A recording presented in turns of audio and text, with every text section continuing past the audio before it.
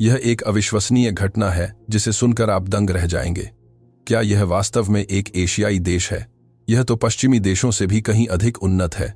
यह शब्द थे 85 वर्षीय केन्याई मसाई जनजाति के प्रधान मुखिया मिस्टर जोसेफ ओले के, जो उन्होंने नई दिल्ली के इंदिरा गांधी अंतर्राष्ट्रीय हवाई अड्डे ईजीई के भव्य आगमन हॉल में कहे थे। जीवन भर बिना बिजली और नल के पानी वाले गांवों में रहने वाले 8 अफ्रीकी आदिवासी मुखिया न्यूयॉर्क में संयुक्त राष्ट्र के एक सम्मेलन से लौट रहे थे। तभी उनके विमान को बम की धमकी मिली और उसे भारत की राजधानी नई दिल्ली में आपातकालीन लैंडिंग करनी पड़ी। क्या आप जानते हैं, ये आदिवासी मुखिया, जिन्होंने अपने जन्म के बाद से कभी पक्की सड़कें नहीं देखी थीं, भारत की भूमि पर कदम रखते ही मात्र 10 मिनट में पूरी तरह से अवाक रह गए। हवाई अड्डे पर मिले स्वागत से लेकर शहर में देखी गई अविश्वसनीय व्यवस्था और वापस अपने गांव लौटने पर हुए आश्चर्यजनक परिवर्तनों तक यह कहानी रोंगटे खड़े कर देने वाली है। मैंने 40 वर्षों तक दुनिया की यात्रा की है, लेकिन मैंने इतनी पूर्ण सभ्यता कभी नहीं देखी। क्या हमारा गांव भी भारत जैसा बन सकता है? 78 वर्षीय नाइजीरियाई योरूबा मुखिया की इस बात ने अफ्रीकी राजनीति को हिलाकर रख दिया। आखिर उन्होंने भारत में ऐसा क्या देखा? क्यों वे लोग जो जीवन भर मानते थे कि केवल यूरोपीय और अमेरिकी सभ्यता ही सर्वश्रेष्ठ है, एक एशियाई देश के प्रति इतने आकर्षित हो गए? अब सुनिए, मैं राजेश वर्मा, जिन्होंने संयुक्त राष्ट्र के अफ्रीकी विभाग में 15 वर्षों तक काम किया और इन सभी पलों का प्रत्यक्ष गवाह बना, आपको यह सच्ची कहानी सुनाता हूं। कहानी की शुरुआत। नमस्ते दोस्तों, मेरा नाम राजेश वर्मा है। पिछले 15 वर्षों से मैं संयुक्त राष्ट्र मुख्यालय के अफ्रीकी विभाग में कार्यरत हूं, जहां मेरी जिम्मेदारी अफ्रीकी पारंपरिक नेताओं और अंतर्राष्ट्रीय समुदाय के बीच संपर्क स्थापित करना है। न्यूयॉर्क को अपना आधार बनाकर मैं साल में 200 से अधिक दिन अफ्रीकी महाद्वीप पर बिताता हूं। अब तक मैंने 45 देशों और 300 से अधिक आदिवासी समुदायों का दौरा किया है, लेकिन पिछले साल नवंबर के अनुभव ने मेरे जीवन को पूरी तरह बदल दिया। उस दिन मैं 8 अफ्रीकी पारंपरिक नेताओं की सहायता कर रहा था, जो न्यूयॉर्क में संयुक्त राष्ट्र मुख्यालय में आयोजित स्वदेशी अधिकारों के संरक्षण सम्मेलन में भाग लेने आए थे। उनमें केन्या के मसाई मुखिया जोसेफ ओले 85 वर्ष, किकुयू बुजुर्ग जेम्स 72 वर्ष, नाइजीरिया के योरूबा मुखिया एडेओला 78 वर्ष, इग्बो मुखिया ओकाफोर 68 वर्ष, दक्षिण अफ्रीका के जुल्लू शाही परिवार के सदस्य ज्वेलिथिनी 75 वर्ष और कोसा बुजुर्ग साबो 70 वर्ष शामिल थे। ये सभी महानुभाव अपने कबीलों का प्रतिनिधित्व कर रहे थे। इनमें से अधिकांश ने अपना पूरा जीवन बिना बिजली और पानी वाले पारंपरिक गांवों में बिताया था। मुखिया जोसेफ के गांव में लगभग 3000 निवासी हैं, लेकिन निकटतम पक्की सड़क तक पहुंचने के लिए 4 घंटे पैदल चलना पड़ता है। वहां मोबाइल सिग्नल का भी नामो निशान नहीं है। यह उनकी पहली विदेश यात्रा थी। न्यूयॉर्क की गगनचुंबी इमारतों को देखकर उनके चेहरे पर जो आश्चर्य था, वह मुझे आज भी याद है। वे इस बात से हैरान थे कि इंसान इतनी विशाल चीजें कैसे बना सकते हैं। संयुक्त राष्ट्र का सम्मेलन 3 दिनों तक चला। मुखियाओं ने अपनी भूमि के अधिकारों और पारंपरिक संस्कृति के संरक्षण पर प्रभावशाली भाषण दिए। विशेष रूप से मुखिया जोसेफ का यह कथन, हम सभ्यता से पीछे नहीं छूटे हैं, बल्कि हम एक अलग सभ्यता का निर्माण कर रहे हैं, ने पूरे हॉल में तालियों की गड़गड़ाहट पैदा कर दी। आपातकालीन लैंडिंग और भारत आगमन सम्मेलन समाप्त हुआ और 15 नवंबर की शाम 5 बजे हम JFK हवाई अड्डे से एमिरेट्स की 380 फ्लाइट से रवाना हुए। योजना दुबई होते हुए केन्या के नैरोबी जाने की थी। उड़ान सुचारू रूप से शुरू हुई। बादलों के समुद्र को देखकर मुखिया भावुक हो गए। मुखिया जोसेफ ने बुदबुदाया, ईश्वर का राज्य हमारे इतना करीब है। समस्या रात के 8 बजे के करीब शुरू हुई, जब विमान प्रशांत महासागर के ऊपर था। अचानक घोषणा हुई कि विमान में विस्फोटक होने की धमकी मिली है, इसलिए निकटतम सुरक्षित हवाई अड्डे पर आपातकालीन लैंडिंग की जाएगी। यात्रियों में घबराहट फैल गई, लेकिन मुखिया आश्चर्यजनक रूप से शांत। जुल्लू मुखिया ने कहा, एक योद्धा के रूप में मैंने कई संकट देखे हैं, यह भी एक परीक्षा है। पायलट ने बताया कि सबसे निकटतम और सुरक्षित हवाई अड्डा जो इतने बड़े विमान को संभाल सकता है, वह भारत का नई दिल्ली स्थित इंदिरा गांधी अंतर्राष्ट्रीय हवाई अड्डा है। मुखियाओं को भारत के बारे में कुछ नहीं पता था। यह सुनकर कि यह एक एशियाई विकासशील देश है, वे चिंतित थे। क्या यह चीन जैसा कोई कम्युनिस्ट देश है या भुखमरी से जूझ रहा कोई गरीब राष्ट्र? कुछ ने तो यहां तक पूछा, क्या गौरों के देश के बाहर हमें अच्छी सेवा मिल पाएगी? मैं भी तनाव में था। अचानक गंतव्य परिवर्तन, भाषा की बाधा और आवास की व्यवस्था, ऊपर से इन बुजुर्ग पारंपरिक नेताओं की जिम्मेदारी। लेकिन जैसे ही विमान ने दिल्ली के रनवे को छुआ, स्थिति हमारी कल्पना से बिल्कुल विपरीत दिशा में मुड़ गई। एटीसी एयर ट्रैफिक कंट्रोल के साथ संचार से ही मुझे अंतर महसूस होने लगा। सटीक मार्गदर्शन के अलावा उन्होंने सूचित किया कि आपातकालीन लैंडिंग वाले यात्रियों के लिए विशेष अतिथि सत्कार प्रोटोकॉल सक्रिय कर दिया गया है। लैंडिंग इतनी सहज थी कि पता ही नहीं चला। रनवे की स्थिति उत्तम थी। एयरोब्रिज से उतरते ही मुखियाओं के चेहरे बदलने में लगे। रात के 11 बज रहे थे, लेकिन हवाई अड्डा दिन की तरह जगमगा रहा था। टर्मिनल 3 की भव्यता, फर्श की चमक और दीवारों पर लगी मुद्राओं और भारतीय कलाकृतियों ने उन्हें मंत्रमुग्ध कर दिया। सफाई कर्मचारी मशीनों से फर्श चमका रहे थे। मुखिया जोसेफ के मुंह से निकला पहला वाक्य था, क्या यह वास्तव में एशिया है? यह तो श्वेत लोगों के देशों से भी बहुत आगे लगता है। 85 साल तक यह सुनने वाले व्यक्ति के लिए कि केवल पश्चिमी सभ्यता ही महान है, यह एक बहुत बड़ा झटका था। अतिथि देवो भव्य भारतीय सत्कार, इमिग्रेशन आप्रवासन की प्रक्रिया के दौरान भारतीय अधिकारियों का व्यवहार दिल जीतने वाला था। एक साथ इतने अफ्रीकी यात्रियों को देखकर भी वे घबराए नहीं। सबसे बड़ी बात थी भाषा। वहां तैनात की अधिकारियों ने धारा प्रवाह अंग्रेजी में बात की और मुखियाओं की स्थिति को समझते हुए अत्यंत सम्मान के साथ प्रक्रिया पूरी की। नाइजीरियाई मुखिया एडेओला ने कहा, इतनी अच्छी अंग्रेजी और इतनी विनम्रता तो न्यूयॉर्क में भी नहीं मिली। एक महिला अधिकारी ने देखा कि 85 वर्षीय मुखिया चलने में कठिनाई महसूस कर रहे हैं, तो उन्होंने बिना मांगे तुरंत एक व्हील चेयर मंगवा दी और एक सहायक को उनके साथ लगा दिया। भारत का मूल मंत्र अतिथि देवो भव, मेहमान भगवान होता है, वहां साक्षात दिख रहा था। कागजी कार्रवाई में अधिकारियों ने खुद मदद की। उन्होंने हमें केन्या और नाइजीरिया संपर्क करने में भी सहायता की।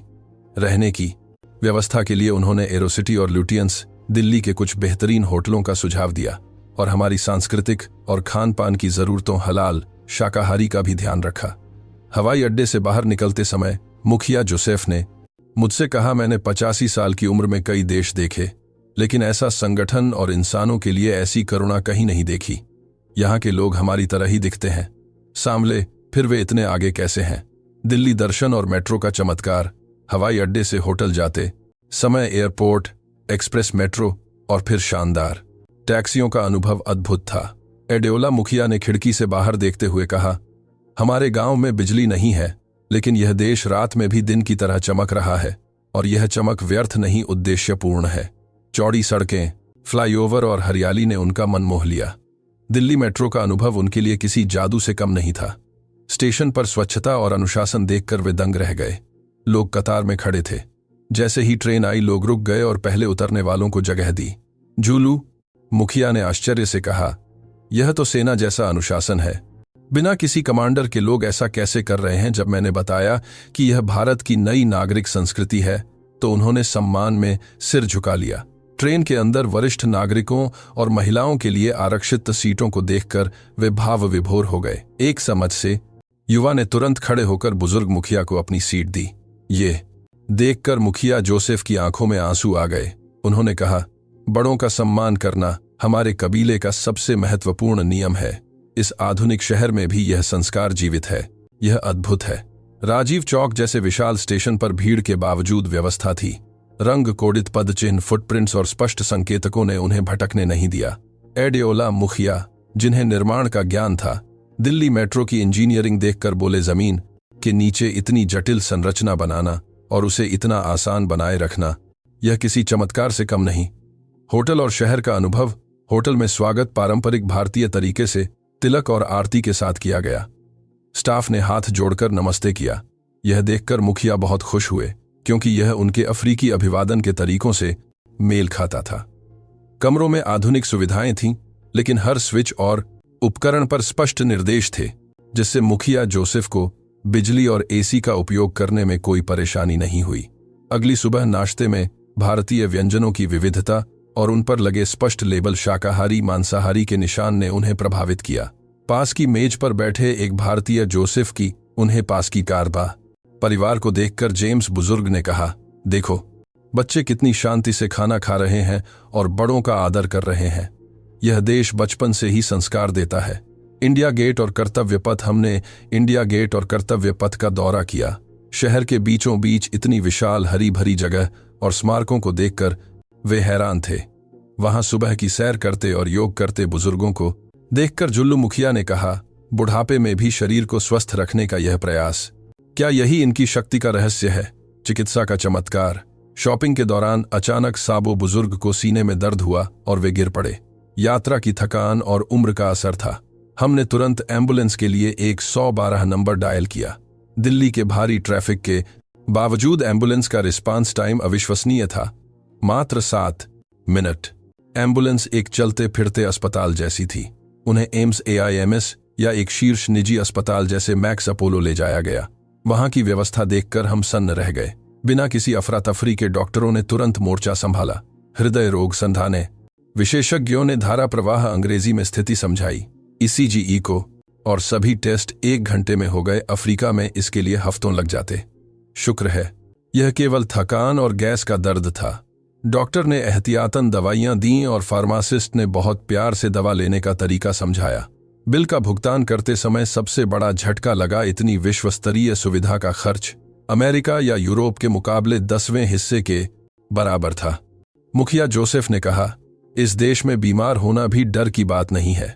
अमीर हो या गरीब, यहां इलाज सेवा भाव से होता है। यही सच्ची सभ्यता है। संस्कृति और आधुनिकता का संगम। हमने अक्षरधाम मंदिर का दौरा किया। प्राचीन वास्तुकला और आधुनिक तकनीक का यह संगम देख वे मंत्रमुग्ध हो गए। वहां की शांति और प्रार्थना करते लोगों को देख साबो मुखिया बोले, यह देश इतनी आधुनिकता के बीच भी अपनी आत्मा और ईश्वर से जुड़ा है। यह वही है जो हमारे पूर्वज सिखाते थे। भोजन के लिए हम एक पारंपरिक भारतीय रेस्तरां गए जहां थाली परोसी गई। जब मैनेजर ने बताया कि भारतीय संस्कृति में भोजन को अन्नपूर्णा देवी माना जाता है और इसे बर्बाद नहीं करना चाहिए, तो इग्बो मुखिया एडेओला ने मेज पर हाथ मारा और कहा, हमारे कबीले में भी यही शिक्षा दी जाती है। हमारे विचार कितने मिलते जुलते हैं। विदाई और परिवर्तन। 3 दिन भारत में बिताने के बाद जब वापसी का समय आया तो सभी की आंखें नम थीं। मुखिया जोसेफ ने मेरा हाथ पकड़कर कहा, मैं यहां से जो सीख कर जा रहा हूं वह मेरे गांव का भविष्य बदल देगा। आपका देश भारत ही असली विकसित देश है, जिसने अपनी जड़ों को नहीं छोड़ा। अफ्रीका लौटने के बाद जो हुआ वह इतिहास बन गया। केन्या के हवाई अड्डे पर पत्रकारों से बात करते हुए मुखिया जोसेफ ने कहा, हमें लगा था कि हमें गोरों से सीखना चाहिए, लेकिन हमें वास्तव में भारत से सीखना चाहिए। यह बयान पूरे पूर्वी अफ्रीका में फैल गया। नाइजीरिया में मुखिया एडेओला ने रेडियो पर भारत की चिकित्सा प्रणाली और सड़कों की सफाई के बारे में बताया, जिससे वहां की सरकार ने भारतीय शहरी विकास मॉडल का अध्ययन करने के लिए एक टीम बनाई। दक्षिण अफ्रीका में जुल्लू मुखिया ने अखबार में एक लेख लिखवाया, हथियार नहीं, संस्कार और शिक्षा देश को महान बनाते हैं, भारत से सीखें। गांवों में क्रांति। सबसे बड़ा बदलाव गांवों में आया। मुखिया जोसेफ के गांव में भारत मॉडल अपनाते हुए सफाई अभियान शुरू हुआ। इग्बो मुखिया के गांव ने भारतीय कृषि तकनीक ड्रिप इरिगेशन सीखने के लिए अपने युवाओं को भारत भेजने का फैसला किया। 6 महीने बाद मुखिया जोसेफ अपने गांव के 5 युवाओं के साथ वापस भारत आए, घूमने नहीं बल्कि पूसा कृषि संस्थान और शिक्षण प्रणाली सीखने। इन युवाओं ने वापस जाकर खेती की पैदावार 30% बढ़ा दी। 1 साल बाद जब मैं मुखिया जोसेफ के गांव गया तो वहां सौर ऊर्जा के पैनल लगे थे, जो उन्होंने भारत के सोलर मिशन से प्रेरित होकर लगाए थे, और स्कूल की दीवार पर लिखा था, भारत से सीखें, अनुशासन और विकास। वहां के बच्चे अब नमस्ते कहकर बड़ों का अभिवादन करते हैं। मुखिया एडेओला के गांव में भारतीय बीजों के इस्तेमाल से भुखमरी खत्म होने की कगार पर है। उन्होंने मुझे लिखा, वह 3 दिन की भारत यात्रा दैवीय थी। हमने सीखा कि तकनीक और परंपरा साथ चल सकती है। आज हमारे बच्चे भारत के विश्वविद्यालयों में पढ़ने का सपना देख रहे हैं। दोस्तों, यह कहानी हमें बताती है कि सभ्यता का मतलब सिर्फ ऊंची इमारतें नहीं, बल्कि संस्कार, सेवा और सबका साथ है। भारत की वसुधैव कुटुंबकम, पूरी दुनिया एक परिवार है की भावना ने सुदूर अफ्रीका के गांवों में उम्मीद की नई किरण जगा दी है। क्या आपको यह कहानी पसंद आई? अगर हां तो इसे साझा करें और भारत की इस महानता पर गर्व करें। जय हिंद।